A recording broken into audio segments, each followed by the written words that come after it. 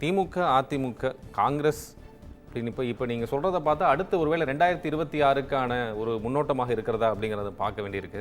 அதை தாண்டி இப்போ இடையில பேசும்போது நீங்கள் என்ன சொன்னீங்கன்னா, ஒருவேளை பிரதமர் வேட்பாளர் காங்கிரஸில் நிப்பாட்டி இருந்தா, அறிமுகப்படுத்தியிருந்தா, காமிச்சிருந்தா அவங்க இந்த மார்ஜினோட ஜாஸ்தி வாங்கியிருப்பாங்களோ அப்படின்னு இப்போ இருக்கக்கூடிய சூழலை வச்சு நீங்கள் சொல்கிறீங்க. எதை வச்சு சொல்கிறீங்க? நான் அப்படி சொல்லவே இல்லையே ஆனர்ல. இப்போ இல்லை அப்படி இருக்கா அப்படி கேட்குறேன்.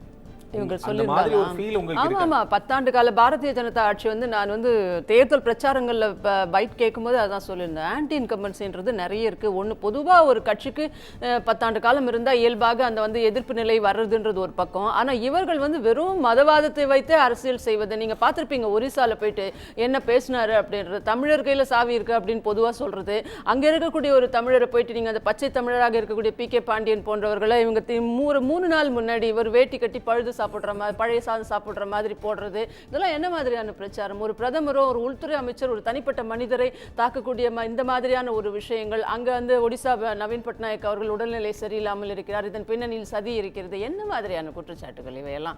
இதெல்லாம் நாங்கள் மத்தியில் 400 பிடிக்க போறோம், 450 பிடிக்க போறோம்னு சொல்றவங்க பேசுற பேச்சாக தனிப்பட்ட தாக்குதல்கள், மத தாக்குதல்கள், மத பிரிவினைகள், சாதி மத பிரிவினைகளை ஏற்படுத்துவது. அதே போல இங்க தமிழ்நாடு எடுத்துக்கிட்டீங்கன்னா அண்ணாமலை போன்றவர்கள் எங்கள் தலைவர்களை கொச்சைப்படுத்தி பேசுவது, அதன் மூலமா ஏதாவது ஆதாயம் பார்க்க முடியுமா என்று பேசுவது, இந்துத்துவ தலைவராக இருந்தார் மறைந்த புரட்சி தலைவின்னு சொல்றது, என்ன பேச்சு இதெல்லாம்? எப்போது அவர் அப்படி இருந்தார்? சின்ன குழந்தை, வரலாறு தெரியாத குழந்தையை கேட்டா கூட எல்லாருக்குமானவர் அம்மா அவர்கள், எல்லாருக்குமானவர் தலைவர், எல்லாருக்குமான கட்சி அதிமுக. இவங்க கிட்ட நாங்க இருக்கும்போதே பிஜேபியோட ஒரு சில வருடங்களுக்கு முன்னாடி கூட்டணியில் இருந்தபோது கூட எந்த உரிமையை நாங்க தமிழ்நாட்டு உரிமையை நாங்க விட்டு கொடுத்துருக்கோம்? நாங்க எப்பவாவது தமிழ் உரிமையிலிருந்து சுப்ரீம் கோர்ட்ல நம்ம தமிழ் வழக்காடு மொழியா இருக்கணும்ன்றதுன்னு திமுக பேசுறாங்க. இப்ப இந்தி திணிப்பு இருக்கக்கூடாது, இந்தி எதிர்ப்பு இருக்கும், இந்தி தெரியாது போடான்றாங்க. ஆனா அவங்க கூட்டணியிலே போயிட்டு நிதிஷ்குமார் சொல்லும் போது இந்தி கத்துட்டு வாடான்னா வாய மூடிட்டு தான் உட்காந்துருக்காங்க.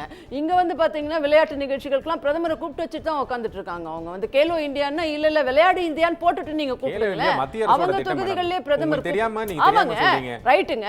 பிரதமர் அவங்க பாஜக ஆள்கின்ற கட்சிகள்லயே பிரதமரை கூப்பிடல, அதை ஓபன் பண்ண. நீங்க கேலோ இந்தியான்னு வச்சிருக்க பேருக்கு நீங்க ஏங்க கூப்பிடுறீங்க?